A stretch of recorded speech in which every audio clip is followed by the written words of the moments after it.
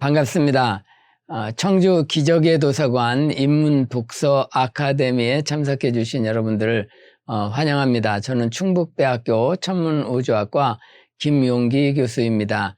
오늘 저는 하늘에 새겨진 우주의 비밀을 알아내는 우주 독서 시리즈로 첫 번째 강의 허블 우주망원경으로 읽어보는 우주의 신비에 대해서 살펴볼까 합니다. 허블 우주망원경이 어떻게 하늘에 새겨진 우주의 비밀을 읽어내 주었는지 자세히 살펴보도록 할 텐데요. 여러분들이 코로나 상황으로 비대면으로 진행하기 때문에 다소 힘드시겠지만 가능한 제가 우주의 신비 허블 우주망원경이 밝혀낸 우주를 읽어내서 밝혀낸 그런 신비들을 한번 최대한 잘 전달해 보도록 노력하겠습니다. 자, 여러분 한국인의 평균 독서량이 얼마인지 아세요? 2019년도에 2009년도에 보면 10.8권입니다. 그리고 2011년도에 12.8로 조금 올랐다가 2013년도에 11.2권, 2015년도에 9.3권, 2017년도에 9.5권, 그리고 2019년 작년도에 평균 독서량은 7.3권으로 떨어졌습니다. 그만큼 우리 나라의 독서량이 그렇게 많지 않은 것을 볼 수 있는데, 그래서 독서를 중요시하고 있는데, 이 독서는 여러분 무엇으로 하십니까? 이 지식 형성을 위해서 독서를 하시죠. 그래서 이 지식 형성을 위한 독서는 바로 유용한 정보를 모음으로부터 시작합니다. 자, 그래서 이 유용한 정보는 과학적인 정보가 있을 것이고 비과학적인 정보가 있습니다. 이 과학적인 정보는 과학적인 방법에 의존하고 이 비과학적인 정보는 관습 및 직관에 의존하게 됩니다. 자, 과학적이든 비과학적이든 우리는 독서를 통해서 유용한 정보를 모아서 지식을 형성하죠. 그래서 저는 여러분들과 함께 바로 우주 속에 담겨진 유용한 정보들을 모아보는 그런 시도를 한번 해보려고 합니다. 그래서 우주 독서를 합시다 라고 주장을 하는데, 어떻게요? 바로 천문학으로 우주 독서를 어떻게 하는가 여러분들에게 소개하면서, 이 우주 독서가 여러분들에게는 조금 생소할지 모르겠으나 천문학으로 우주를 독서하고 거기에 어떤 유용한 점이 있는가 살펴보도록 하겠습니다. 자, 교재를 보면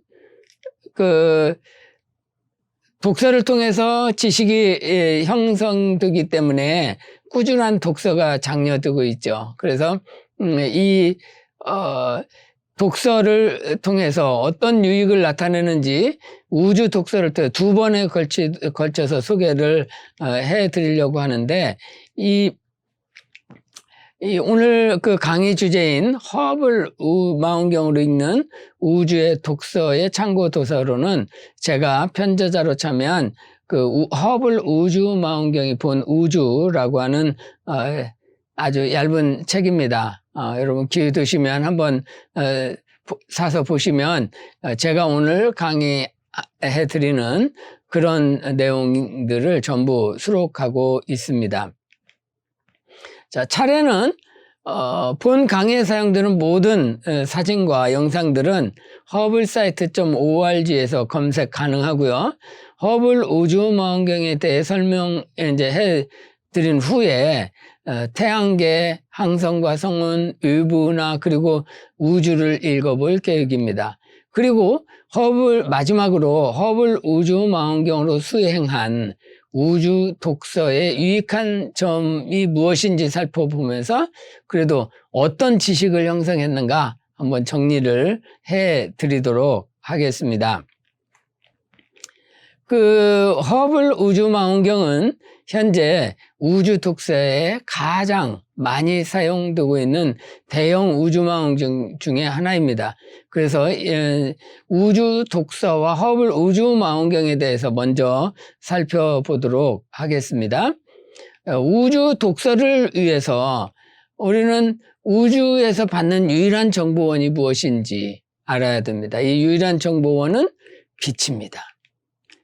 이 빛을 망원경을 통해서 우리가 관측을 하죠.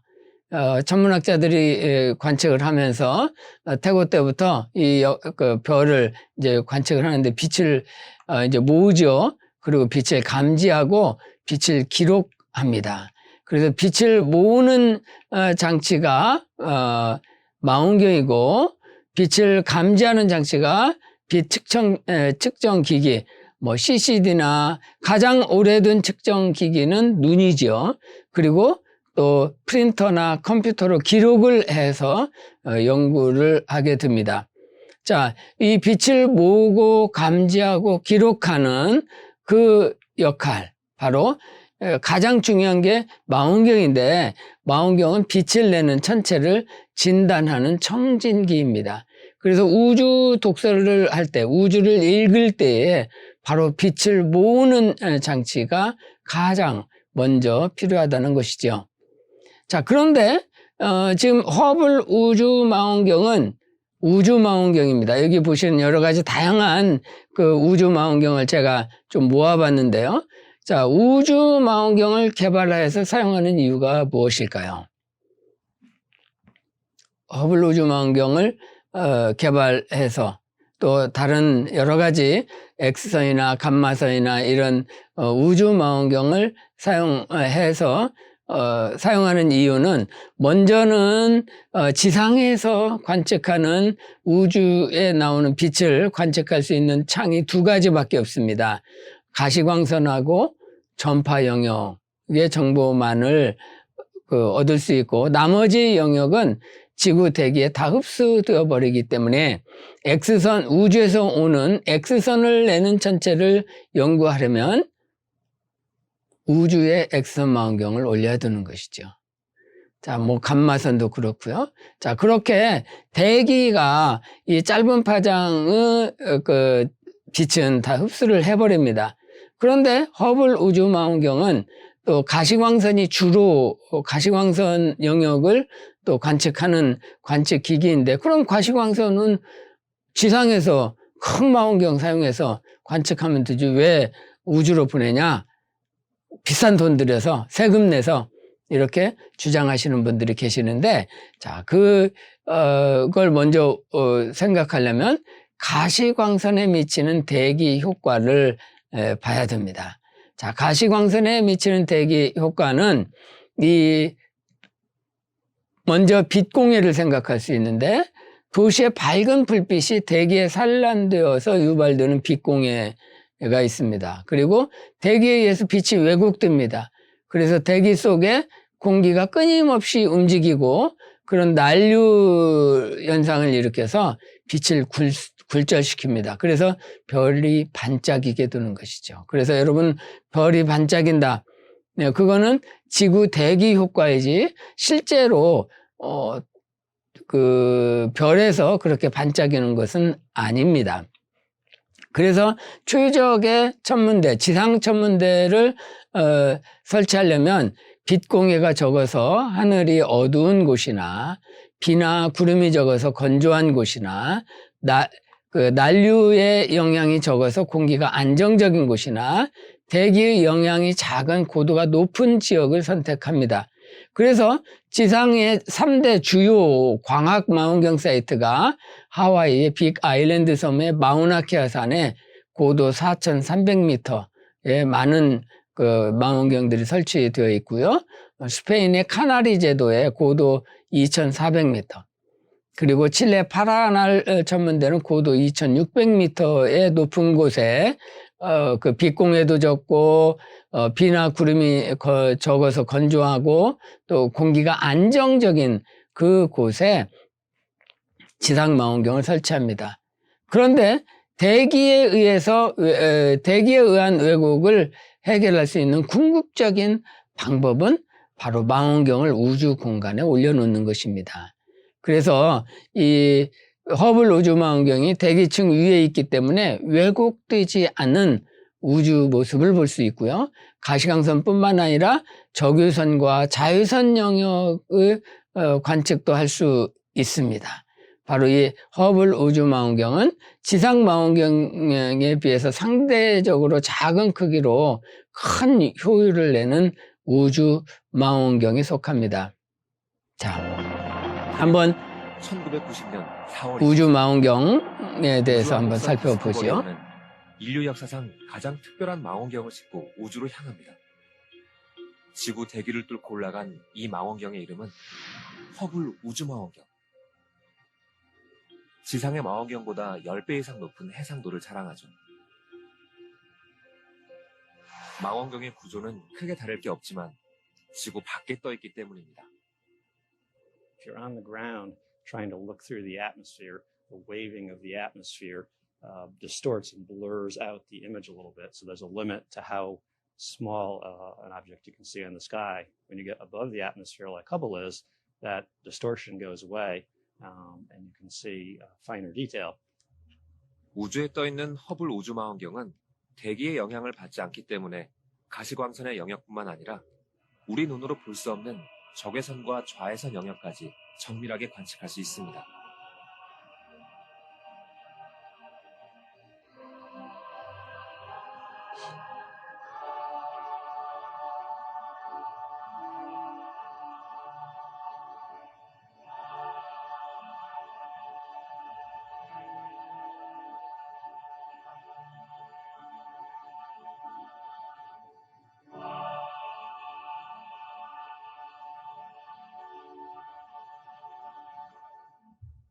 허블 우주망원경을 지속적으로 관측하고 있는 고다드 우주비행센터.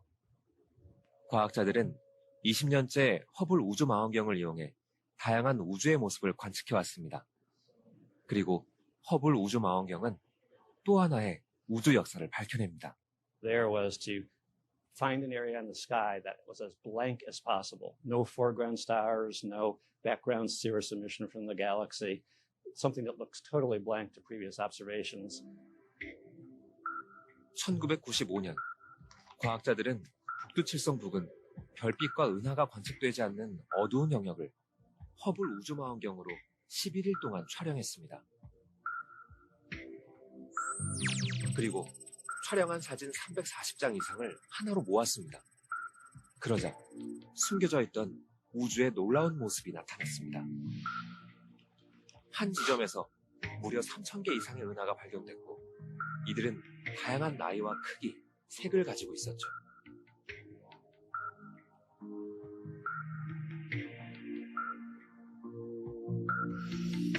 노란색 은하는 많은 별들이 진화해 지금은 늙은 별들만 남아있다는 것을 의미합니다. 또 붉은색 은하는 우주가 탄생했던 시기 즈음에 태어나서 오랫동안 존재해왔던 것입니다. Aren't actually, they look like stars, they're just points of light, but they're actually galaxies, just so far away that you don't see any, you don't resolve the galaxy at all into any shape. But it's some of these small things and redder ones, which are the ones that are the most distant, the ones that we think are back maybe 13 billion years ago, some, as close as 1 billion years or even less to the origin of the universe in the Big Bang. 우주에서 가장 먼 곳을 보는 것은 가장 오래된 빛을 보는 것입니다. 빛이 지구에 도달하기까지 시간이 걸리기 때문이죠. 우리는 허블 우주망원경을 통해 130억 년 전 우주의 모습을 보았습니다. 이것은 우주의 역사가 130억 년 이상 되었다는 것을 알려주는 것이기도 하죠. 우리는 망원경을 통해 우주 탄생의 기원에 다가가게 된 것입니다. 자, 이 허블 우주망원경의 아이디어에서 발사까지 한번 간단한 역사를 살펴보도록 하겠습니다.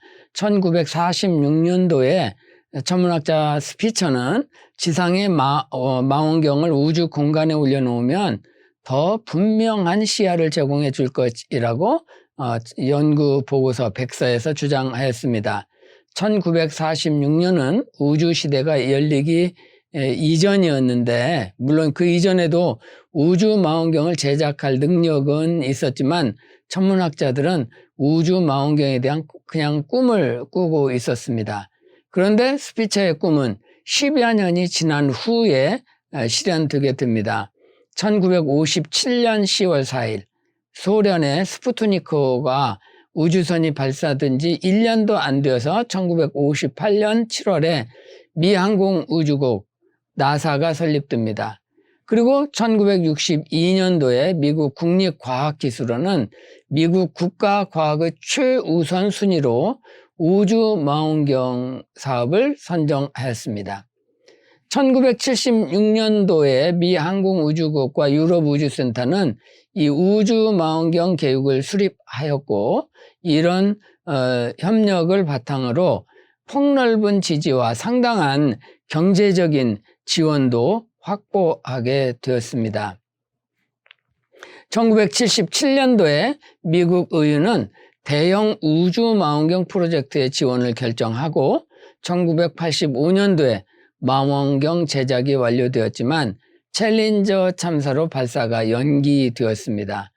1990년 4월 24일 드디어 허블 우주망원경은 우주 왕복선 디스커버리호에 실려서 우주에 발사하게 되었지요. 자, 이 허블 우주망원경은 질량이 11톤으로 코끼리 2마리 정도의 무게에 해당하고, 주경 직경은 2.4m이며 또 길이는 13m로 스쿨버스 한 대 정도 길입니다. 망원경의 궤도는 545km이고 저 궤도로 지구를 48억 번 이상 돌면서 100만 번 이상의 관측을 수행하였습니다. 자, 처음에 이렇게 1990년도에 발사되고 나서 이 왼쪽에 발사 직후에 찍은 사진입니다. 이 사진은 그렇게 특이한, 정말 그렇게 많은 예산을 들여서 우주 망원경을 발사했는데 별로 지상에서 찍은 사진과 별로 다르지 않았습니다. 이 M100 은하의 이 모습을 보면서 천문학자들은 바로 이 거울의 구면 수차 때문에 선명한 사진을 얻을 수 없다는 것을 인식하고, 천문학자들은 포기를 해도 됐을 텐데 포기하지 않고 어떻게 이 망원경을 수리할 것인가, 업데이트할 것인가 생각하다가 1993년도에 유인 우주선이 가서 첫 번째 수리를 통해서 이 오른쪽과 같은 선명한 이미지를 얻어냈습니다. 그래서 그 후에 1993년 이후에 허블 우주망원경은 4번의 관측기기 업그레이드를 통해서 엄청난 우주의 신비를 밝혀내고 있습니다. 이 사실은 정말 여러 번 5번을 이렇게 방문하면서 관측기기를 업그레이드 해온 덕에 30년이 지난 지금도 이 허블 우주망원경의 자료들이 굉장히 중요하게 활용되고 있습니다. 2009년 5월 5번째 방문을 통해서 이 새로운 기기를 장착하고 허블 우주망원경의 그 작동 장치를 유지 보수한 후에 지금까지 10여 년 더 작동하고 있는 것이죠. 올해가 허블 우주망원경이 발사된 지 30주년이 되는 해입니다. 자, 그래서 허블 우주망원경 30주년의 기념 영상을 한번 시청해 보도록 하겠습니다.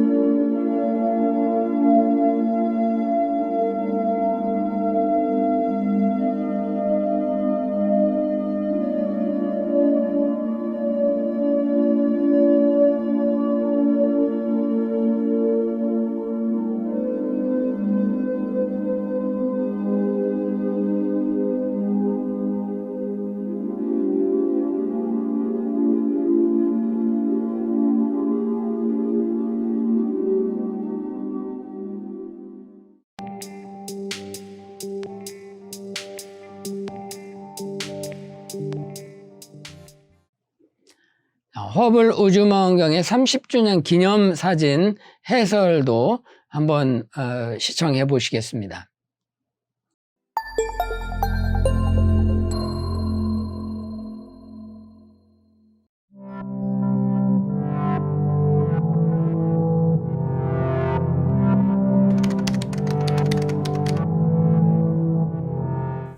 두 개의 은하가 충돌해서 장관을 연출하고 있습니다. AM0644-741이라는 이름이 붙은 은하가 지금 오른쪽에 보입니다. 지구로부터 약 3억 광년 정도 거리에 있는 이 은하는 중심을 둘러싼 그 파란색의 타원 형태의 그 반지 구조가 보이는데요. 이 반지의 지름은 15만 광년 정도가 됩니다. 노란 구름처럼 보이는 별들의 밀집 지역을 둘러싸고 있는 이 반지 형태가 아주 온도가 높고 막 태어난 별들이 이제 파란색으로 이 은하를 빛내고 있기 때문이죠. 이런 현상이 생긴 이유는 바로 근처에 있던 은하가 충돌해서 이 은하의 원반을 뚫고 지나가면서 별들이 궤도를 잃어버리고 또 가스들이 충돌하면서 새로운 별들을 만들어냈기 때문입니다. 왼쪽 위쪽으로 보면 나선 은하가 하나 보이죠. 하지만 이 은하는 훨씬 더 멀리에 있기 때문에 거리가 달라서 지금 이 두 은하가 충돌한 것은 아닙니다. 이 오른쪽에 있는 은하와 반지 형태를 갖는 은하와 충돌했던 은하는 천문학자들이 밝혀냈지만 지금 이 허블 사진의 그 바깥쪽에 위치하고 있는 것이죠. 이 사진은 2004년에 촬영되었고요. 4가지 필터를 통해서 2.8시간 동안 촬영했습니다. 자, 두 번째 사진은 우리가 잘 아는 토성의 모습입니다. 허블 우주 망원경 그 8주년을 기념하기 위해서 1998년에 선택된 촬영된 사진이죠. 근적외선 필터로 찍은 이제 사진인데 토성 대기의 아주 자세한 아름다운 모습들을 이제 우리에게 보여주고 있습니다. 목성의 대기는 암모니아 크리스탈로 구성되어 있는데요. 그 파란색 계열의 색깔들이 이 암모니아의 입자를 이제 보여주고 있습니다. 아래쪽으로 보면 파랗게 보라색으로 이제 커다란 원이 보이죠. 이것은 그 목성의 대기에 이제 커다란 이제 구멍이 뚫려 있다는 것을 보여줍니다. 반면에 이제 노란색과 초록색은 대기의 약간 위쪽에 옅은 이제 구름층을 보여주고 있죠.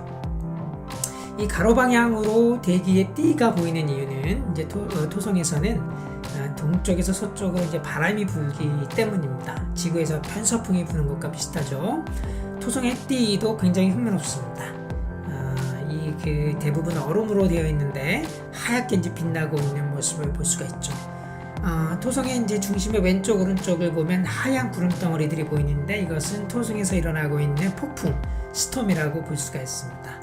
토성의 달도 2개가 보이죠. 세 번째 사진은 버블성운 NGC 7635의 모습입니다. 고온의 별에서 별의 대기가 너무 뜨거워지면 이제 주변으로 풍선처럼 퍼져나가면서 이렇게 버블 같은 현상을 만드는 것이죠. 이 성운의 크기는 대략 7광년 정도가 됩니다.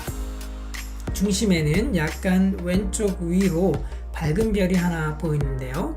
바로 이 별이 이 성운의 가스들을 뿜어내는 이제 주인공과 같은 역할을 하고 있습니다. 태양보다는 45배쯤 무거운 젊고 밝은 별입니다.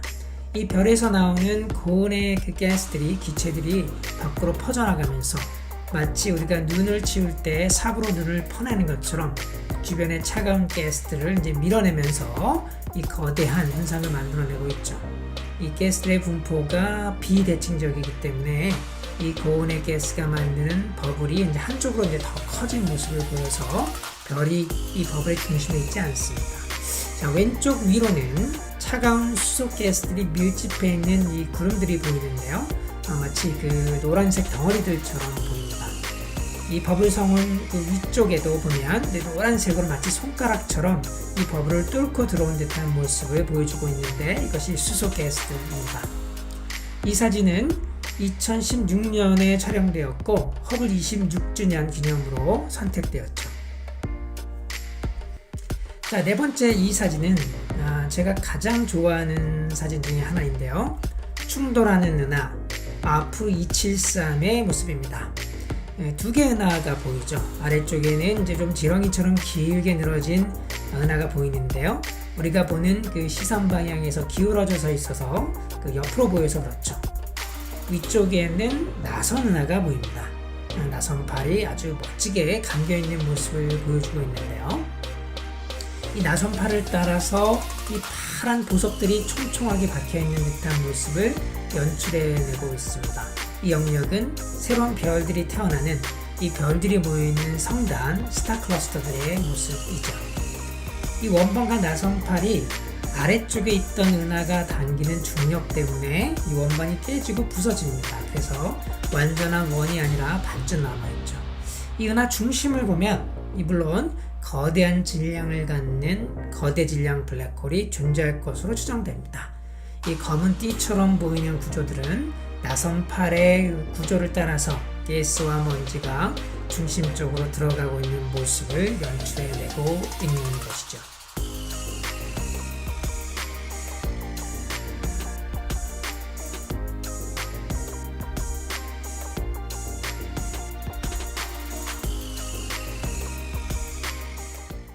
다섯 번째 사진은 허블 사진 중에서 가장 유명한 사진 중에 하나죠. 바로 독수리 성운의 별 탄생 지역을 찍은 1995년에 발표된 사진입니다. 창조의 기둥이라는 유명한 별명을 갖고 있기도 하죠. 세 개의 거대한 그 분자구름 기둥이 보입니다. 이 분자구름들은 밝은 별이 내는 자외선에 의해서 조금씩 부서지고 있는데요. 자세히 보면 이 분자구름들보다 더 밀도가 높은 영역들이 아주 검게 짙은 색깔로 덩어리들로 보입니다. 그리고 그 덩어리들 안에서 막 태어난 별들의 모습도 볼 수가 있습니다. 이곳이 바로 이 별들이 탄생하고 있는 창조의 영역이라고 우리가 부를 수 있는 것이죠.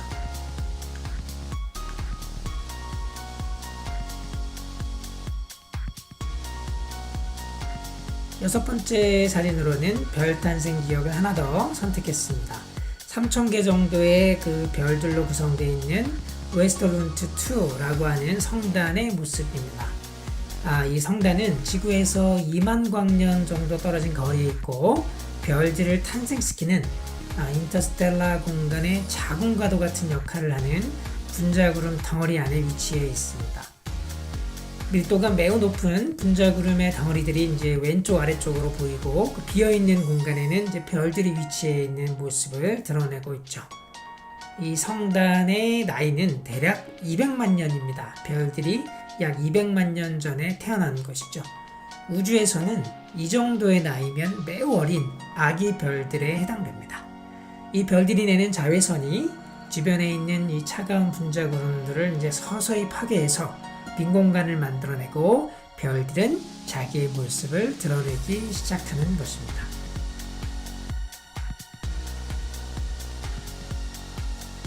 일곱 번째 사진은 우주의 암초, Cosmic Reef라고 불리는 가스 성운 NGC 2014의 모습입니다. 마치 바다에서 볼 수 있는 암초처럼 붉고 둥근 멋진 모습을 가진 이 형태 때문에 이런 별명이 붙여졌죠. 왼쪽 아래에 보면 파란색의 작은 가스 성운인 NGC 2020의 모습도 함께 보입니다. 이 두 성운은 우리 은하의 그 위성 은하인 거대 마젤란 은하, 대마젤란 은하에 위치하고 있는데요. 거리는 약 16만 광년 정도입니다. 이 우주 암초의 중심에는 매우 밝은 별들이 이제 파란색의 별들이 빛나고 있습니다. 대략적으로 태양보다 10배, 한 20배 정도 무거운 고온의 젊은 별들이죠. 인터스텔라 공간을 메우고 있는 이 가스들은 온도가 한 수만 도 정도 되는 매우 뜨거운 온도가 높은 가스들입니다. 이 별들이 내는 이 자외선 때문에 이 가스 기체들이 플라즈마처럼 된 것이죠. 밀도가 낮은 이 가스들이 밀려나면서 버블과 같은 구조를 만들어내고 있죠. 반면에 이 왼쪽 아래의 작은 성운은 단 한 개의 별, 태양보다 약 20만 배 더 밝은 별이 별의 대기의 일부를 불규칙적으로 퍼뜨리면서 밖으로 나오는 파란색의 가스층을 만들어내고 있습니다. 자, 8번째 사진은 여러분이 익숙하게 알고 있는 바로 목성의 사진입니다. 너무 가까이서 찍어서 이 목성이 카메라 화면에 다 들어오지 않죠. 그래서 이제 알아보지 못하는 분들도 있을지도 모르겠습니다. 지금 목성의 달 중에 하나인 이오가 마치 구슬처럼 중심에 검게 보이는데요. 이오를 연구하기 위해서 이오가 목성을 가로지르는 모습을 담았죠. 오른쪽 아래에 보면 이 목성의 대기에 이오의 그림자가 검게 나타난 모습도 볼 수가 있습니다. 이 목성의 대기 현상도 굉장히 흥미롭습니다. 이 흰색과 이 갈색 같은 모습은 그 고도가 높은 영역을 보여주고 있고, 약간 이제 푸르스름한 파란 계열의 색깔이 대기가 좀 맑은 영역들을 나타낸다고 합니다. 이 목성의 대기에는 이 거대한 소용돌이처럼 이 기체가 만들어내는 이제 패턴들이 있는데요. 계속 움직이는 형태를 보이고 있죠. 자, 9번째 사진은 블랙홀 근처의 모습입니다. NGC 4261라고 하는 은하의 중심부를 허블 우주망원경의 아주 뛰어난 해상도를 이용해서 확대해서 보여주는 모습을 우리에게 선사하고 있죠. 자, 이 사진에서 그 보이는 이 원반의 형태는 지름이 약 300광년 정도 되는 큰 크기를 갖고 있습니다. 우리가 보는 시선 방향에서 약 60도 정도 기울어져 있기 때문에 우리가 이 원반 중심의 블랙홀 근처를 직접 볼 수가 있는 것이죠. 중심 부분을 보면 이 검게 타원 형태의 원반이 보이는데, 이 원반은 먼지로 구성되어 있어서 이제 먼지 원반이라고 불리는데요. 이 먼지 원반 안쪽으로 들어가면 점점 온도가 뜨거워지고 블랙홀의 사건 지평선으로 들어가는 이 강착 원반에서 나오는 빛이 보이게 됩니다. 블랙홀을 직접 이 사진에서 확인할 수는 없지만 블랙홀 근처의 가스들을 볼 수 있는 굉장히 중요한 힌트를 주는 사진입니다. 자, 마지막으로 이 10번째 사진은 2019년에 찍은 사진인데요. 헨 E-104라는 이름의 성운의 모습입니다. 지구에서 수천 광년 거리에 있는 이 성운은 이 중심 부분에 두 개의 그 원이 보여서 마치 그 부엉이의 눈처럼 이제 보이기도 하죠. 두 개의 별로 구성되어 있기 때문인데요. 하나는 적색 거성이고 다른 하나는 백색 외성입니다. 적색 거성이 이제 점점 커지면서 별의 대기의 바깥 부분이 백색 외성의 중력에 의해서 이제 끌려 들어가게 되고, 그러면 이 두 별 사이에 이제 거대한 가스 원반이 만들어지게 됩니다. 그리고 그 원반 위쪽과 아래쪽으로 가스가 이제 분출되어 나가면서 마치 이제 부엉이의 눈처럼 이런 이제 두 개의 구조를 연출하게 되는 것이죠. 우리가 이제 큰 스케일에서 보면 바깥쪽에 마치 개가 이제 다리를 뻗은 것처럼 여러 개의 직선 형태의 구조들을 볼 수 있는데요. 가스가 이제 분출되면서 차가운 가스와 충돌하면서 밝아져서 바깥쪽이 빛나는 모습입니다. 자, 지금까지 허블 스페이스 텔레스콥 허블 우주망원경 30주년 기념을 통해서 선택된 30개의 사진 중에서 제가 10가지를 골라서 여러분에게 보여드렸습니다.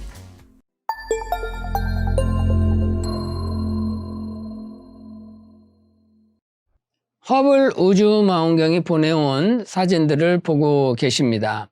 많은 사진들을 이용해서 많은 연구가 진행되었고 새로운 사실들이 밝혀진 바 있습니다. 이런 사진들이 찍은 천체들의 위치를 가까운 곳에서부터 먼 곳까지 여행을 한번 떠나볼까 합니다. 천문학자들은 거리를 뭐 1km 아니면 태양과 지구 사이의 거리 이렇게 하지 않고 빛이 1년 동안 간 거리, 즉 광년의 단위를 사용합니다. 빛이 지구에서 행성들까지 가는 데는 수분에서 수시간 걸리고 항성들까지 가는 데는 수년에서 수천 년, 은하까지는 100만 년에서 수십억 년, 그리고 먼 우주까지는 수십억 년들이 걸립니다. 그래서 허블 우주망원경이 방문하고 관측해서 얻어낸 그런 신비스러운 결과들을 가까운 태양계와 이제 별들로 한번 떠나보도록 하겠습니다. 여기 보는 이 영상들은 허블 우주망원경이 가시광선뿐만 아니라 자외선, 적외선으로 관측해서 얻어낸 아주 특수한 그런 사진들이고 천문학 발전에 그리고 우주의 신비를 밝혀내는데 굉장히 중요한 그 역할을 했던 그 사진입니다. 그래서 이 시간에는 그 우주의 독서란 무엇이고 또 우주의 독서에 사용되는 허블 우주망원경에 대해서 살펴보았는데요. 다음 시간에는 가까운 태양계와 별들로 여행을 떠나면서 우주 여행을 떠나보겠습니다.